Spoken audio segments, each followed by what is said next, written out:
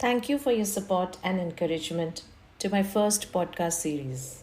I already have 100 downloads. Thank you again. As you're aware, I've named it Coaching Stories and Experiences. And today, in episode 5, I would like to share my own journey of becoming an executive coach.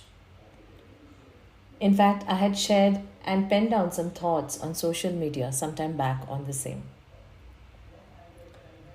Storytelling is the best way to narrate experience and perspective without disrupting the environment. That is why you see disclaimers prior to any screening of movies or now web series on the internet. So let me try articulating my journey as a coach using the story format. As most of you would be aware, I'm an entrepreneur and facilitator since 2010 and I run my own organization. I got inducted to coaching in 2008 when it was introduced for senior leaders in my last organization. The first thing that surprised me, rather shocked me, were the coaching fees. The fee was rupees 75,000 for an hour of coaching, whereas the trainers and the facilitators were getting paid 35,000 or 45,000 INR for the entire day of training. I was lucky to be a part of the coaching session of a senior leader and realized what was being delivered in the room was more of mentoring, as per my understanding. Anyhow, I found it effective, but maybe I thought that it is something similar to mentoring. While I started my entrepreneurial journey in 2010 and got busy with business development and building clients, I did get some queries around coaching, but somehow it did not ring a bell. In 2017, coaching again knocked my doors when my husband went to attend a coaching program and he was very happy with it. Somehow I was not convinced since I had some difficult experiences with highly paid coaches and mentors in the past and did not want to be like them. Afraid to come across as rigid, I finally spoke to the master coach and somehow felt motivated to at least explore the world of coaching and attended his 8 days of workshop that spread across 3 months in 2018. There I was with a small group of 8 fellow participants and the master coach. I was pleasantly surprised with his personality as well as the clarity he brought about in his sessions. Something changed in me that moment, and I was so happy to start my coaching journey. Of course, I had my own fears. Would I be able to coach? The first mock session was good enough to prove that this is something that is doable and can bring me a lot of satisfaction and happiness. It was awesome to be a part of the process, both being coached and coaching others. Thanks to the master coach and gratitude to the participants for aptly clarifying the concepts of mentoring, coaching, facilitating, consulting, counseling, and training. The next hurdle was to sell coaching as an offering. Till date, I have never sold anything to the client that they do not want.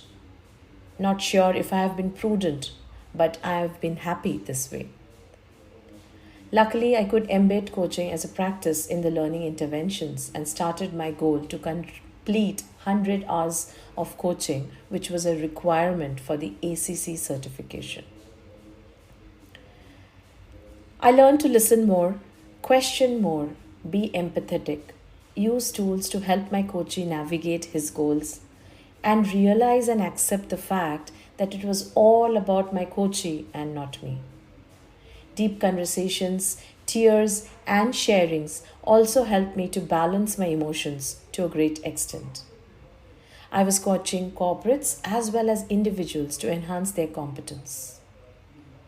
I finally got certified in May 2020, and guess what happened next? Pandemic struck. It was the longest pit stop ever. The best way I could contribute to the ever increasing anxiety due to pandemic was to offer pro bono coaching sessions to my friends, colleagues, contacts as well as my clients. This opened a new world for me since I got into mindset coaching for the first time. While it was a wonderful experience, I also felt that it was time for me to identify my niche. During this similar time, I enrolled myself for the stakeholder centered executive and team coaching by Marshall Goldsmith.